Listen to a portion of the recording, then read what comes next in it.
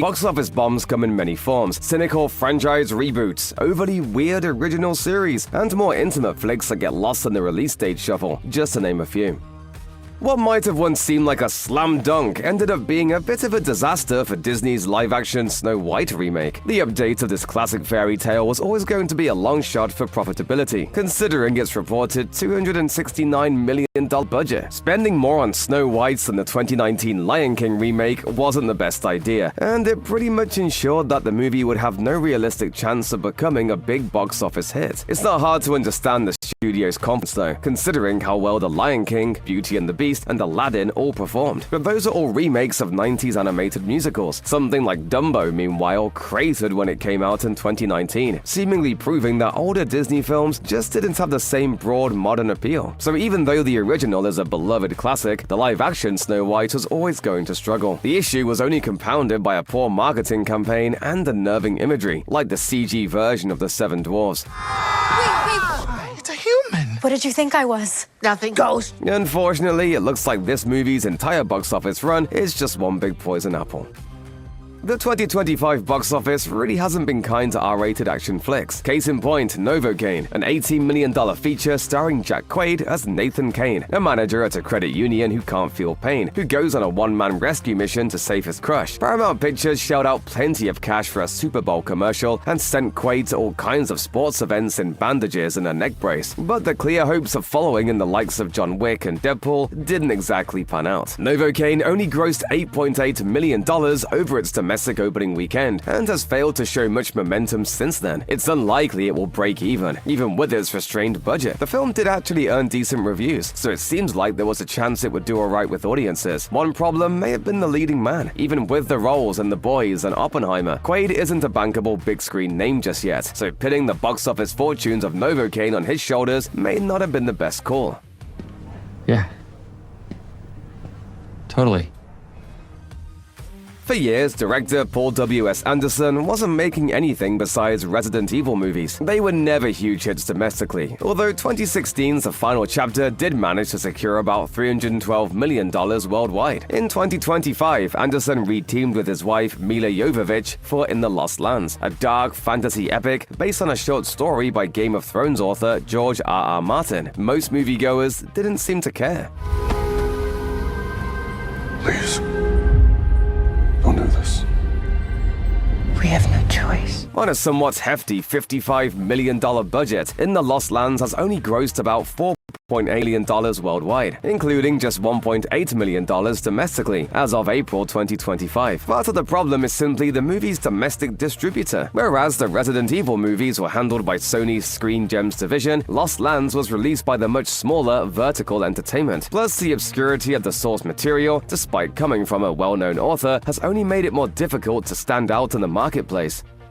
Wolfman, Blumhouse's second stab at a modern Universal Monsters movie following The Invisible Man, had a reported budget of $25 million, which was a little high for the usually cost-effective company. The film was helmed by Leigh Whannell, who previously directed the successful Invisible Man. But audiences didn't have much patience for this story of a husband and father who transforms into something monstrous after being bit by a mysterious creature. Wolfman only grossed $20 million domestically and $34.9 million worldwide. These anemic results reflected a perfect storm of bad elements. For starters, werewolf movies have had a mixed box office track record, and the marketing for Wolfman wasn't as distinctive as that of The Invisible Man. Plus, that $25 million budget made it hard for this R-rated horror to break even under the best of circumstances. Poor reviews certainly didn't help either. Perhaps it's time for Blumhouse to just stick to tiny budgets and original concepts.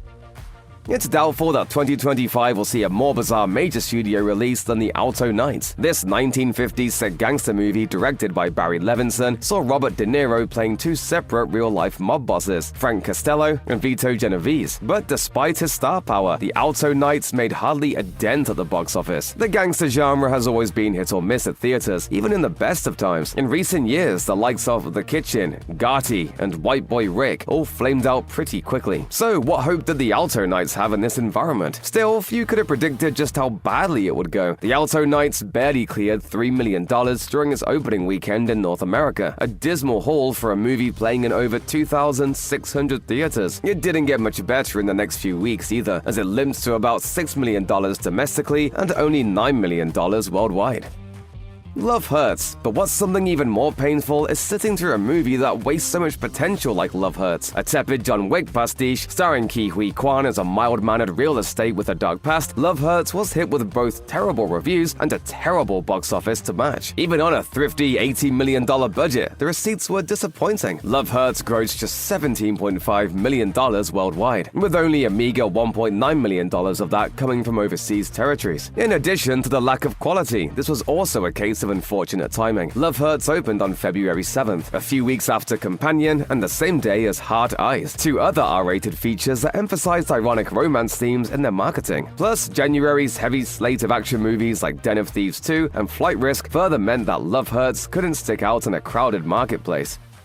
Bong Joon-ho followed up his Oscar-winning 2019 triumph Parasite with a doozy. Mickey 17 promised moviegoers multiple Robert Pattinsons for the price of one ticket. Alas, based on the disappointing receipts, it seems like Pattinson is more indie movie darling than major box office draw. It probably didn't help that Mickey 17 has a somewhat complicated, offbeat premise. Pattinson plays a space traveler who keeps dying and then being cloned into new versions of himself. With a budget of $118 million, the movie has only grossed about $45 million domestically and $130 million worldwide. Shortly into its theatrical run, it was estimated that the film could lose as much as $75 million for Warner Brothers. In addition to Pattinson's questionable box office pull, the film was also hindered by how audiences tend to give original sci-fi flicks the cold shoulder. Even with the artistic pedigree of Bong and multiple Pattinsons, Mickey 17 just couldn't avoid that fate.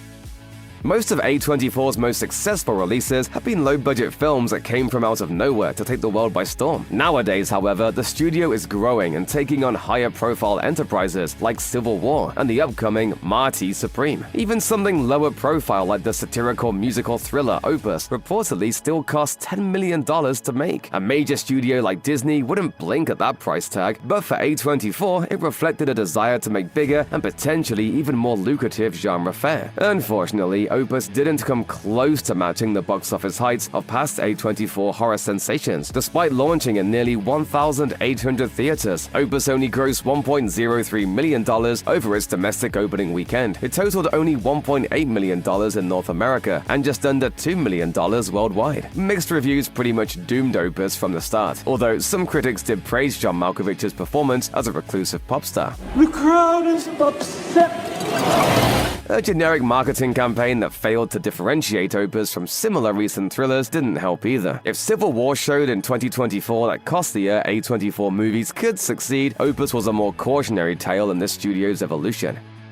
Though it started shooting in November 2020 and was originally set for a March 2022 release, The Unbreakable Boy didn't hit theaters until February 2025. The excessive delays proved to be the most notable part of the pre-release hype for this inspirational true-life drama about a father's experience raising an autistic son. It was yet another faith-based tearjerker from director John Gunn, who had previously directed Ordinary Angels and The Case for Christ. Production label Kingdom Story Company has had many hits in the past, but Unbreakable Boy will most certainly not be counted amongst them. Its domestic box office run only amounted to $6.4 million, noticeably less than the studio's 2020 release, I Still Believe, which only got to play in domestic theaters for 7 days before COVID-19 shut things down. The Unbreakable Boy was hurt by countless obstacles, including competition for family dollars from the likes of Paddington in Peru and Dogman. Its source material was also relatively obscure compared to other faith-based flicks. Plus, it didn't help that star Zachary Levi was in the midst of a box office losing streak following Shazam! Fury of the Gods and Harold and the Purple Crayon.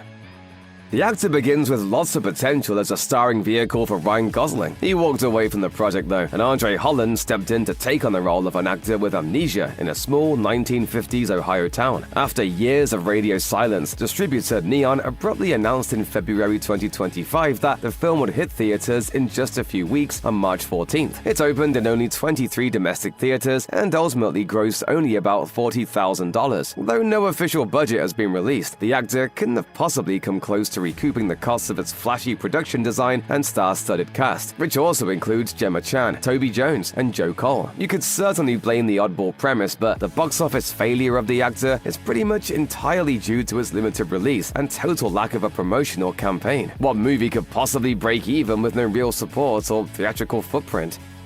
Angel Studios scored a massive win in 2023 with one of the biggest indie movies in history, Sound of Freedom, but the company has struggled to repeat that success since then. Sound of Freedom made more than $180 million domestically and $250 million worldwide, but more recent Angel Studios releases have struggled to crack $5 million.